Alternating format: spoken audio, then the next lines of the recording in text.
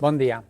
Reprenem el Parlem Clar després de les vacances per parlar de festes, en concret del cost i de la presència d'autoritats polítiques en actes religiosos. Respecte al cost, sabem que l'Ajuntament d'Alaquàs té un deute gran i que cal prendre mesures per anar reduint-lo. Una de les coses, quan una família o una persona té una situació econòmica complicada, amb pocs recursos, prioritza, retalla en oci i prioritza en necessitats bàsiques. Pensem que això és de trellat.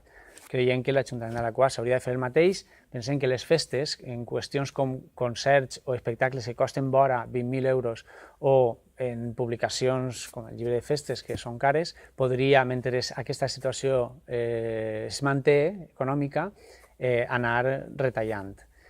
Retallar en festes no implica desmuntar les festes ni anar contra les festes. Una iniciativa que ha sorgit aquest any, com a exemple, que són les joves festeres, demostra que amb pocs recursos se poden fer diferents activitats per a persones diferents.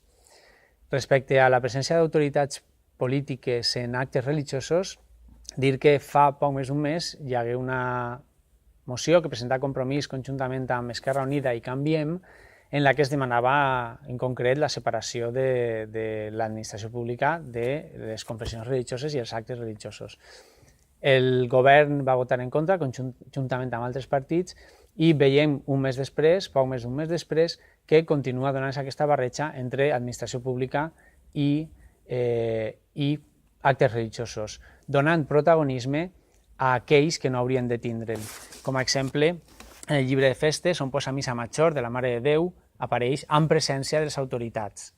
Creiem que aquesta cosa hauria de canviar i continuarem insistint en el tema. Parlarem en següents Parlem Clars d'altres temes.